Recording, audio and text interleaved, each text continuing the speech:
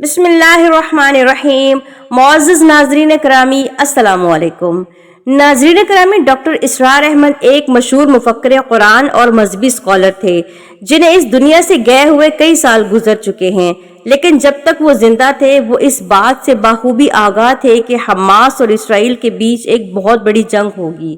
جو ایک عالمی جنگ کی شکل اختیار کر لے گی۔ ان کی تمام بیان کردہ پیشن گوئیاں آج ایک ایک کر کے پوری ہوتی ہوئی نظر آ رہی ہیں۔ انہوں نے آنے والے 100 سال کی پیشن گوئیاں اپنے مختلف بیانات میں ریکارڈ کرائی تھیں۔ ان میں سے بیشتر ہمیں اسرائیل اور فلسطین کی جنگ کے دوران پوری ہوتی ہوئی دکھائی دے رہی ہیں۔ ناظرین کرامی، آپ یقیناً سوچ رہے ہوں گے کہ ڈاکٹر اسرار احمد کو موجودہ عالمی حالات کے بارے میں کیسے آگاہی حاصل تھی اور ڈاکٹر اسرار احمد نے کن علوم کی بنیاد پر یہ پیشن گوئیاں کی اور ان میں سے کون سی پیشن گوئیاں پوری ہو چکی ہیں۔ ناظرین کرامی، اسرائیل اور فلسطین کی ہونے والی جنگ کے بارے میں ڈاکٹر اسرار احمد کے کہنے کے مطابق یہ ایک عالمی جنگ کی شکل اختیار کر لے گی۔ ایسی عالمی جنگ جس کا اسرائیل کو 2000 سال سے انتظار تھا اور اس جنگ کی تیاریوں میں لگا ہوا تھا۔ اس نے اس جنگ کے پیش نظر اپنے آپ کو ملٹری ٹیکنالوجی، IT کے شعبے میں بے انتہا مضبوط، ترقی یافتہ اور خود کفیل بنانے کی کوشش کی ہے اور وہ ان کوششوں میں کامیاب بھی ہو چکا ہے۔ یہ جنگ حق و باطل کی آخری جنگ ہوگی جس کا ذکر مسلمانوں کی صحیح حدیث، عیسائیوں کی انجیل اور یہودی کی تورات میں ملتا ہے۔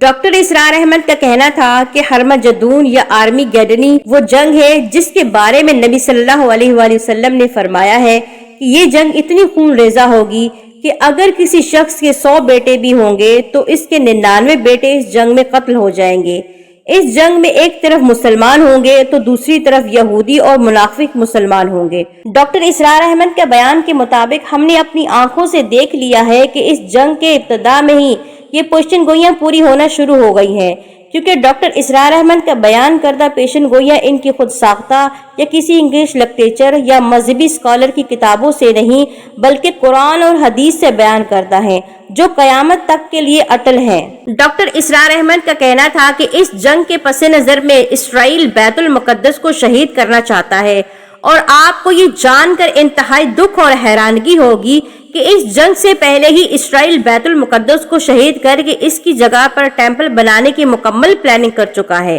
اور تمام بڑی طاقتیں اس کے ساتھ ہیں۔ اور یروشلم مسلمانوں کے لیے اس لیے اہم ہے کیونکہ اس میں مسلمانوں کا قبلہ اول بیت المقدس اور دوسری طرف قیامت آنے سے پہلے بے شمار ہونے والے واقعات کا تعلق بھی اسی شہر سے ہے، اور یہودیوں کا ماننا ہے کہ بیت المقدس ان کی عبادت گاہ ہے اور یروشلم ان کا مذہبی شہر ہے جس پر ان کے آباء و اجداد مدتوں تک حکومت کرتے رہے ہیں۔ وہ نہ صرف بیت المقدس کو واپس لینا چاہتے ہیں بلکہ تمام دنیا پر حکومت کرنا چاہتے ہیں۔ تو پیارے ناظرین، آپ یہ سوچ رہے ہوں گے کہ یہ بیت المقدس تو مسلمانوں کی عبادت گاہ ہے اور مسلمانوں کا قبلہ اول ہے، تو پھر اسے یہودی اپنی عبادت گاہ کیوں کہتے ہیں؟ جیسا کہ آج بیت المقدس جہاں موجود ہے وہاں پر اللہ تعالیٰ کے حکم سے حضرت داؤد علیہ السلام نے سب سے پہلے یہودیوں کے لیے عبادت گاہ تعمیر کی تھی۔ یہ یہودیوں کی پہلی عبادت گاہ تھی۔ حضرت داؤد علیہ السلام نے اس عبادت گاہ کی تعمیر شروع کی اور اس کی تعمیر کے دوران ہی آپ کا انتقال ہو گیا۔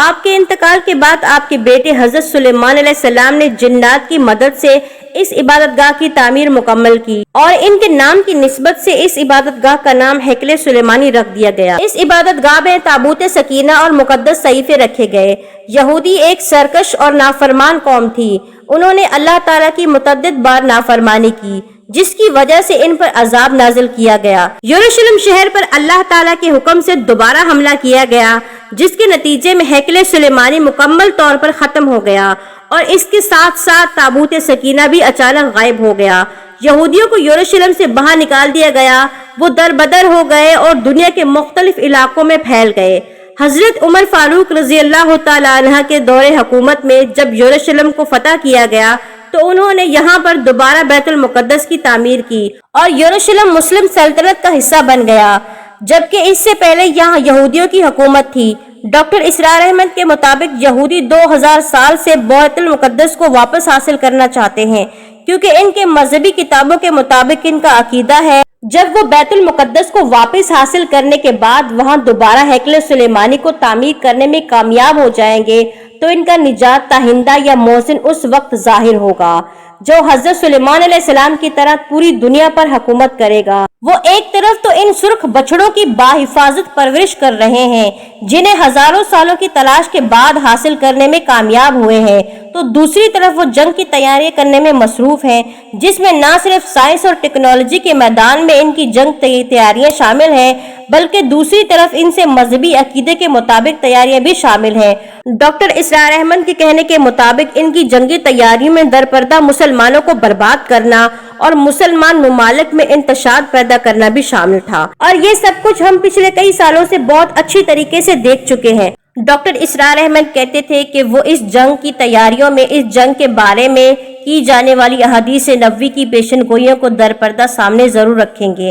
اسی پیشن گوئی کے پس نظر میں ہم نے دیکھا کہ یہودی اونچے پہاڑوں پر غرقت کے درخت بڑی تعداد میں لگانے میں مصروف نظر آتے ہیں۔ نبی کریم صلی اللہ علیہ وآلہ وسلم کی حدیث کے مطابق غرقت کا درخت واحد درخت ہوگا جو یہودیوں کو اس وقت بنا دے گا۔ اسلام کے مطابق یہودی اپنے جس پیشوا اور محسن کی آمد کے انتظار میں ہے وہ در حقیقت حضرت عیسیٰ علیہ السلام تھے، جنہیں یہ لوگ پہچان نہ سکے اور دجال سمجھتے رہے، اور اپنے اس غلط عقیدے کی بنا پر انہوں نے حضرت عیسیٰ علیہ السلام کو سولی پر لٹکا دیا، لیکن اللہ تعالیٰ نے اپنی رحمت سے حضرت عیسیٰ علیہ السلام کو زندہ سلامت آسمانوں پر اٹھا دیا، اور اب اللہ تعالیٰ کے حکم سے اس جرم کی پاداش میں دجال کو مسلط کر دیا جائے گا، اور حضرت امام مہدی علیہ السلام اور دجال کے بعد حضرت عیسیٰ علیہ السلام اپنے مقررہ وقت پر اللہ کے حکم سے آسمان سے نازل ہوں گے۔ ہم نے ڈاکٹر اسرار احمد کی اس جنگ کی ابتدا کے بارے میں ان کی پیشن گوئیاں تو پوری ہوتی ہوئی دیکھ لیں،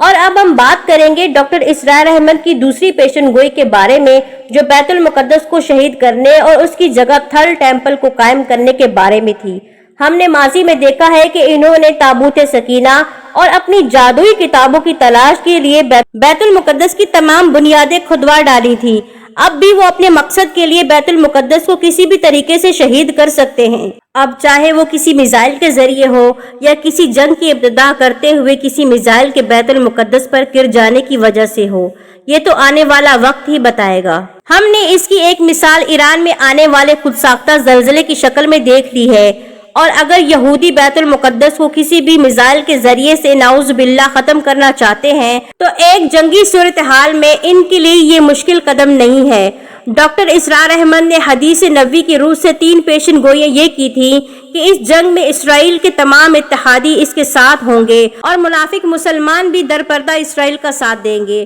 ڈاکٹر اسرار احمد کا کہنا تھا اگر پوری دنیا بھی اسرائیل کو تسلیم کر لے اور پاکستان اکیلا رہ جائے پھر بھی پاکستان کو اسرائیل کو تسلیم نہیں کرنا چاہیے۔ دنیا کی تمام بڑی طاقتیں اس جنگ کے آغاز سے پہلے اور جنگ کے بعد پاکستان کے لیے تباہ کن حالات پیدا کر دیں گی تاکہ پاکستان اسرائیل کے مقابلے کے لیے کھڑا نہ ہو سکے۔ کسی بھی صورت پاکستان تنہا رہ جائے تو اسرائیل کو قبول نہیں کرنا۔ ڈاکٹر اسرار احمد کی باقی تمام پیشن گوئیاں پوری ہو چکی ہیں۔ پاکستان کے بارے میں کی ہوئی یہ پیشن گوئی سچ ہوگی یا نہیں یہ تو ظاہر ہے آنے والا وقت ہی بتائے گا۔ اور آخر میں اللہ پاک سے دعا ہے کہ اللہ پاک ہمیں مسلمان سے مومن مسلمان بننے کی توفیق عطا فرمائے، اور اللہ سے دعا ہے کہ اللہ پاک پاکستان کو اس بات پر ثابت قدم رکھے کہ وہ کبھی بھی اسرائیل کو تسلیم نہ کرے، اور اللہ پاک سے دعا ہے کہ اللہ پاک بیت المقدس کی حفاظت فرمائے۔ اگر آپ سب کو میری ویڈیوز پسند آتی ہیں تو پلیز میرے چینل کو سبسکرائب کریں،